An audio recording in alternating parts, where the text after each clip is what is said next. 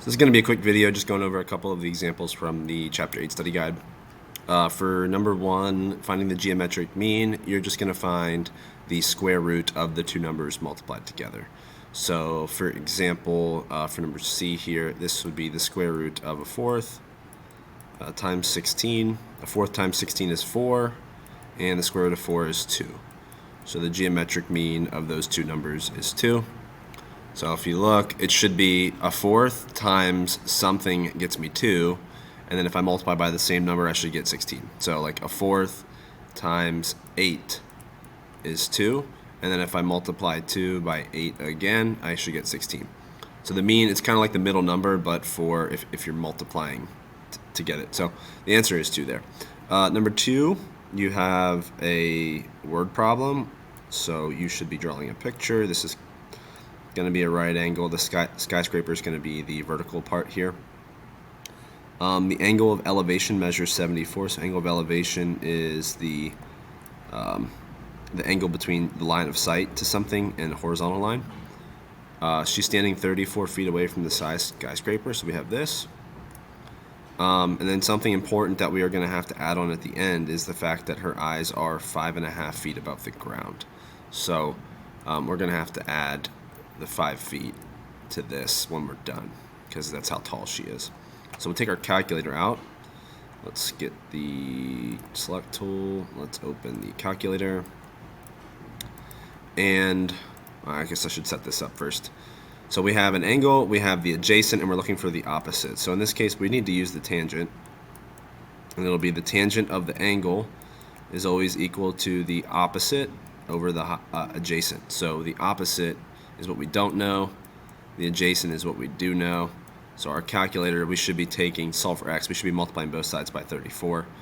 And so we would be doing tangent of 74 times 34. So tangent of 74 times 34. Guess one thing I should do first is make sure I'm in degrees, which I'm not, so change that to degrees quick. So it looks like 118.57, but again, that's only the height of this side of the triangle. I have to add on her 5.5 feet, so I'm going to add on 5.5 feet tall, and so my final answer should be 124.07. Good. Number 3 is right triangle giving you two side lengths, so you're just going to use Pythagorean theorem on that. What is the length of the diagonal of a square of length 10 root 2? So here's a square.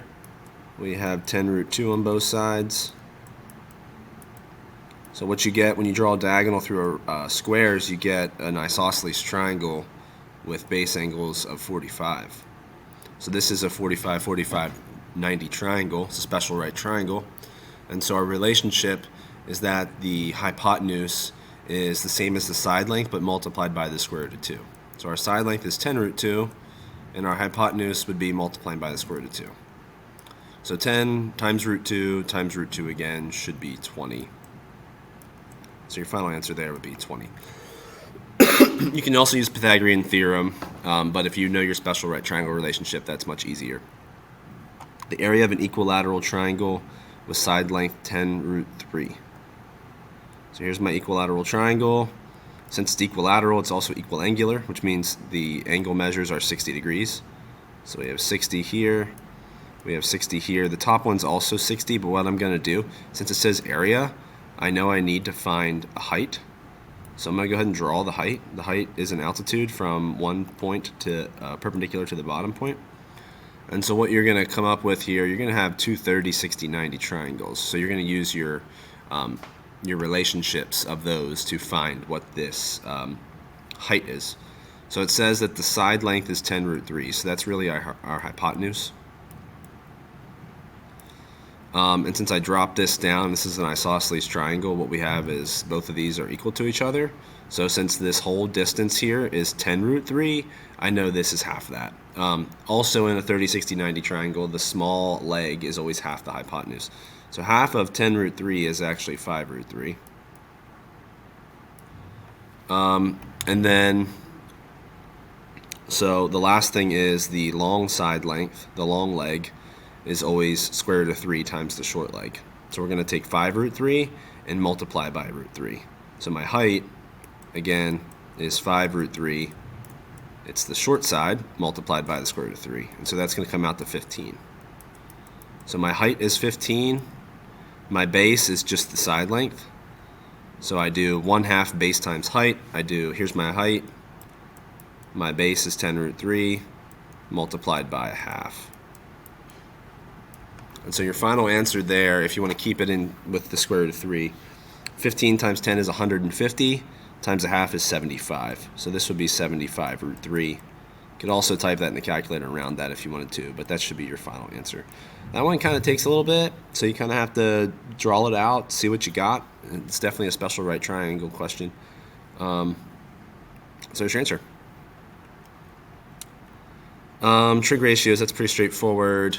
A couple of these are the law of cosines. Let's see, can I find one that's going to be the law of cosines? DF. Okay, so I think number 9 would be the law of cosines. Draw a triangle here. We'll label it D, F, G, and we'll label the side lengths. G is 15, F is 16, and angle D is 45 degrees. So this is definitely the law of cosines. Solving for D over here. Since I'm solving for D, I want to use the D squared equation. So D squared is equal to the other two side lengths, so that's G squared plus F squared minus 2 times the same two side lengths, so that's G and F, times the cosine of the letter that I begin with. So the letter that you begin with is always the angle at the end, and then these letters in the middle are always the same. So that should be the equation that I need to use to solve for D. Everything else here is given to me. The whole right side of this equation are all numbers that I have. So I'm going to go ahead and just use the calculator, type all that in. So I have G squared, G is 15, plus F squared, which is 16, minus 2 times G times F, so that's times 15 times 16 again. And then we're multiplying by the cosine of D. So cosine D is 45 degrees. Close it, hit enter. So you might be inclined to say the answer is 141, but you've got to keep in mind that that is D squared. And so we have to square root that. It should be 11 and some change. You can click 11, you can click square root and then click second answer and retype that in there. So our answer should be 11 point, and if we had to round that, 11.9 is pretty close. All right. If you weren't asked to find D and you were asked to find a different part of the triangle, such as angle G or angle F, okay, what you would have to do is you would still have to do that same step. You'd still actually have to find D first. That's really the only thing you can solve for initially using the law of cosines. Once you have that value, you can use the law of sines instead to find any of these angle measures, because once you have 11.9 over here, you've got this angle and the side across from it, meaning you can use the law of sines. So if it asked me for G or F, I would still have to use cosines first. I would just then, after that, be able to use the law of sines to solve. So keep that in mind.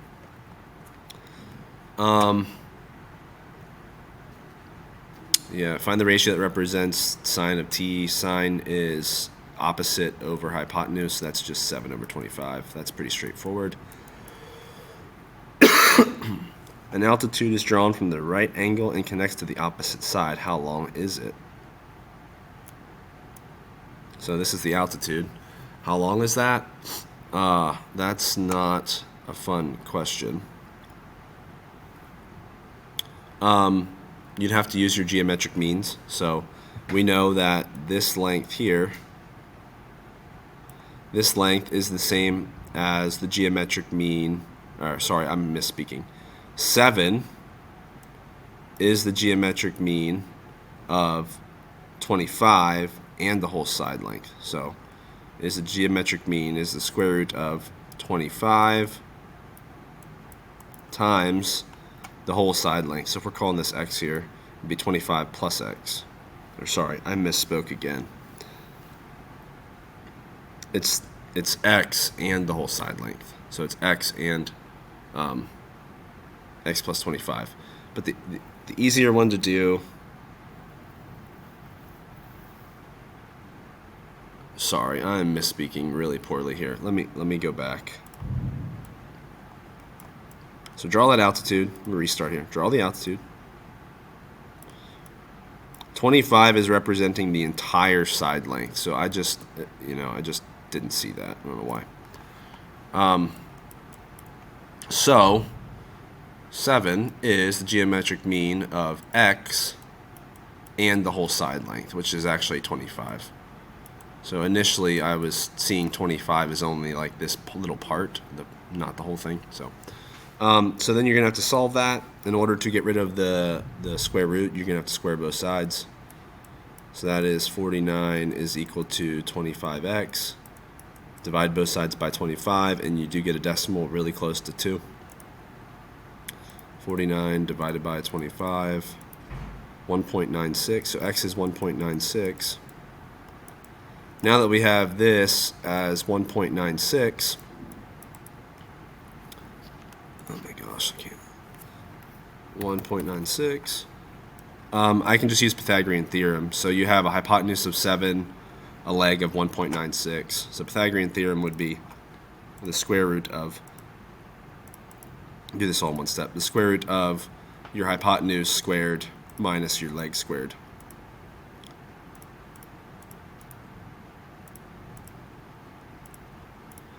And so that's 6.72. So there's your answer. Number 13 kind of deals with that. So I'll just write kind of how you find each one. So x would be found by square rooting. It's a geometric mean of 2 and 5, so 2 times 5. 2 and 5, sorry, 2 multiplied by 5.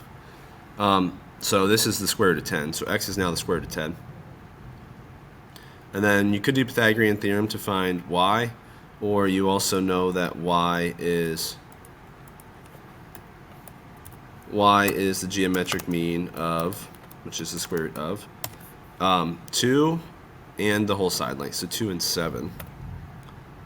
2 and 7. And then z is the same kind of idea.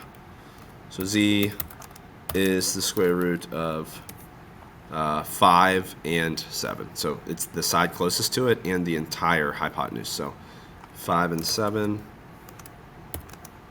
And so whatever you get for all those, that's how you find them.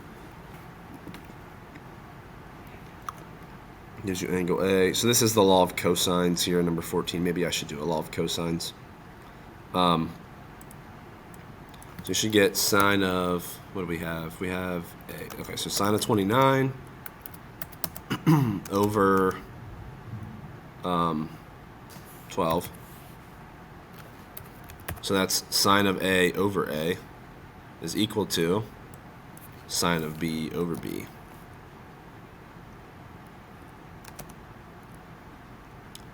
Sine of B, which is 56, over B, which we don't know.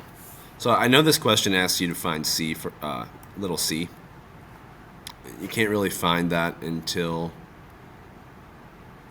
okay, I lied again. I should have drawn a picture. I've been trying to rush through this. You could solve this for B. That's not going to help you. But what I do notice here is that you have two angles, angle B and angle A. So you can go ahead and subtract from 180 and find the other angle.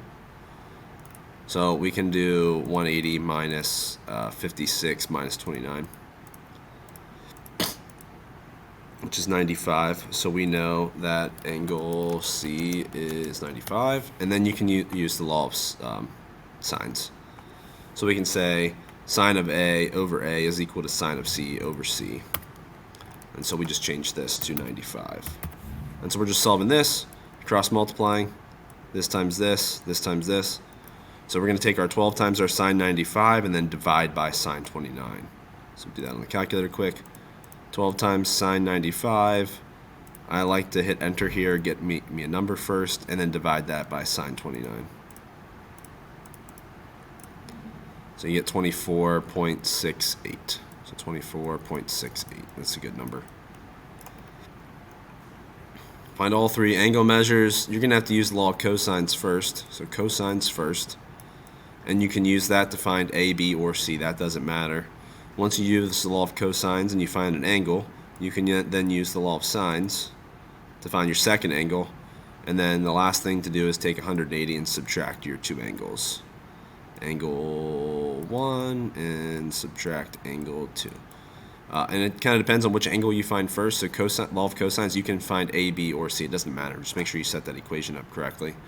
So it depends on which order you do this, which ones you're going to have to subtract. But that's how you'd solve that. This last one's an elevation, or is it an angle of depression? It's an angle of elevation question. So very, very similar to question 2. I don't know, does it give us a height of a person?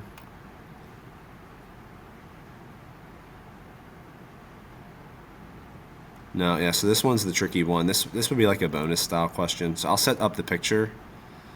I don't think I'm going to go over it though. Here's what the picture looks like. This is the scoreboard, this far right side. That's what we're trying to find, so we'll call it X. His angle of elevation starts at 35. So this is 35. He backs up 15 yards. This section here is 15 yards. And his new angle of elevation is 28. So this would be setting up a system of two equations, two variables. The other variable here is how far he was originally from. So you would first do, here's what your two equations would look like. Tangent 35 is equal to opposite over adjacent, x over y. And your second equation is tangent of 28 is equal to opposite, which is still x, but over, and then this big triangle is what we're doing now. The adjacent is actually 15 plus y.